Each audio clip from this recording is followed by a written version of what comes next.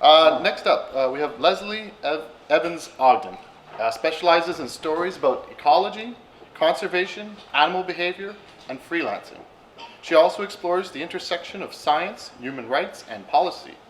Her work appears internationally at places like the National Geographic, BBC Future, and the CBC's Nature of Things. The list is actually much longer than that. I just kept it short. Lesley Ogden.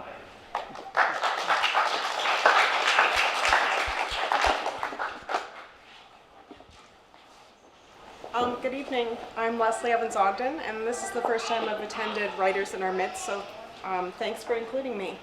And for those in the audience, thanks for coming to support writers in your community.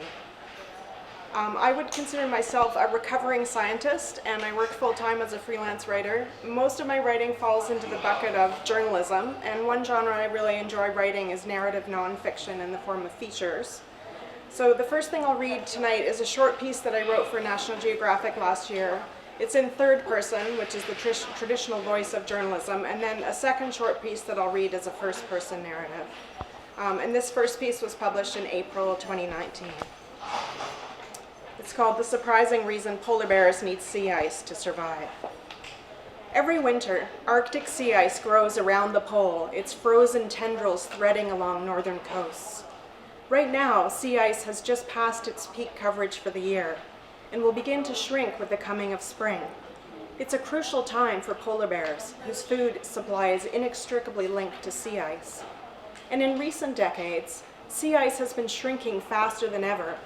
According to the National Snow and Ice Data Center, 2019 has the 7th lowest sea ice cover in the Arctic since they began collecting satellite data 40 years ago. This year doesn't break any records, but it's the trend that matters, says University of Alberta polar bear scientist Andrew Desrochers. The downward trend in Arctic sea ice across all months is the concern, he says, and now we wait to see what spring conditions bring. A cold spring allows ice to linger, giving polar bears easier access to one of their favorite foods, seals. A warm spring cuts short the availability of their food superhighway. For polar bears, it's survival of the fattest, says Desrochers. Fatter bears have better insurance to survive the ice-free summer when food is scarce or non-existent, and fatter females need energy to successfully birth and nurse healthy babies. No polar bear ever looked into a melt pond and thought, "I'm too fat," jokes Desrochers. We've long known that sea ice is an important platform for polar bears to hunt and raise young, but it turns out that the ice itself is also a valuable energy source. More than 70% of polar bears' diet, at least for 3 bear populations in northern Canada, can be traced back to the algae growing on sea ice, according to research published in 2018 in the journal PLOS One. You might picture sea ice as a vast, chunky expanse of white. That's the view from above. But seen from below, sea ice is coated with a greenish-brown mat made up of many algae species. If you're now picturing massive jaws chowing down on a crunchy ice meal covered in green slime, no, that's not it.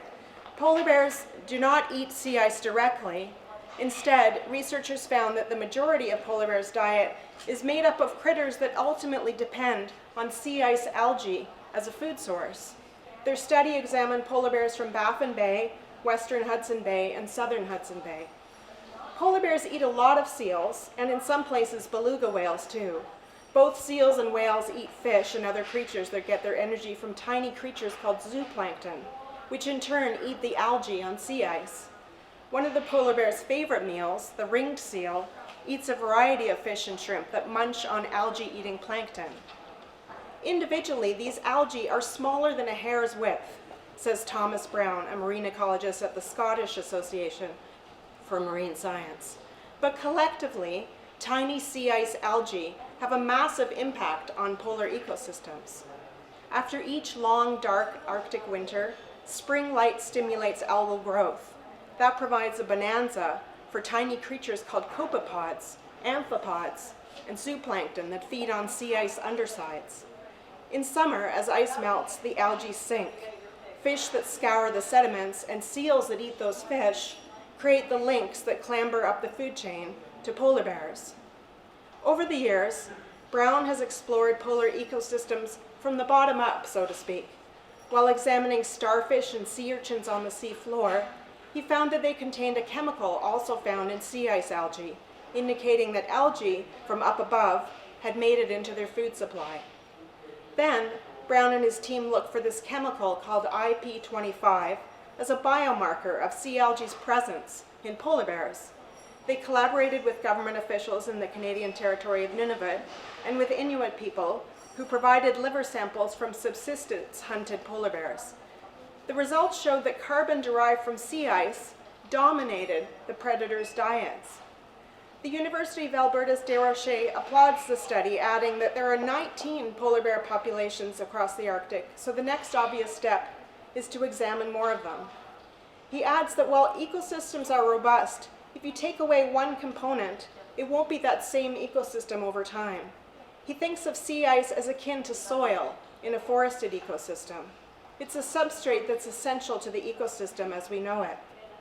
Sea ice is already known as important habitat for polar bears, but what if we're not seeing the whole picture? What if sea ice is more important than we're giving it credit for, says Brown. Less sea ice means less habitat not only for polar bears, but importantly also for the sea ice microorganisms that form a big part of the very base of the bear's food chain. With sea ice availability changing, we may need to revise our assessment of how threatened polar bears are likely to be, says Brown. It's too early to tell, he adds, but it's clear that for polar bears, ice is nice in multiple ways.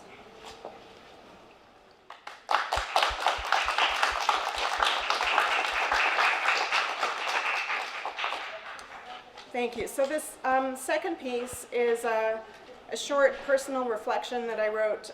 It was published in 2014 on CBC's series that was called CBC Writes. It was a series called Writers to Watch.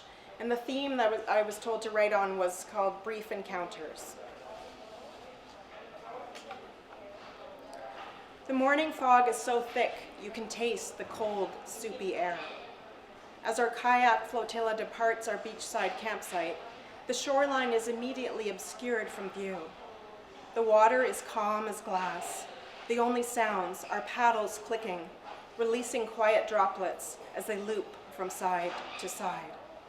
The final day of kayaking in British Columbia's Johnson Strait, just a short distance remains to complete our circuit back to Telegraph Cove. A well-known habitat for orcas, we've seen several pods already on previous days, locating them via radio communication with other boats. As the lead kayak, I'm the first to hear a sound emerge from the distance. A distant whale exhaling through its blowhole, and then another, lower pitched. Excited whispers, then silent listening, ears focusing again. It's louder this time.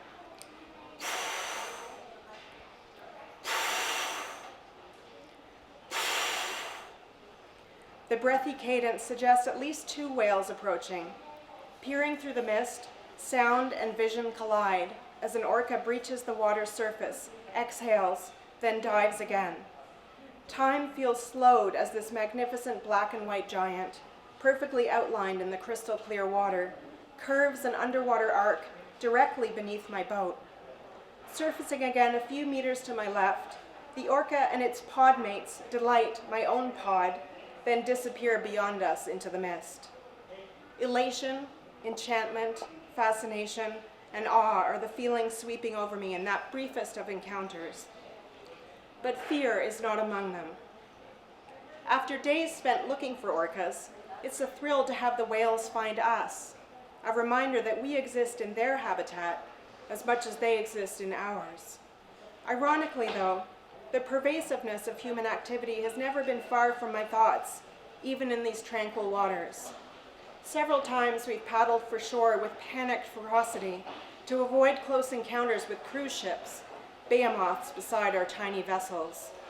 Arms screaming with exertion, reminded of our fragility, my thoughts wandered to the exquisitely complex web that connects all earth-dwelling creatures, a system supporting the water, food, and very air we breathe.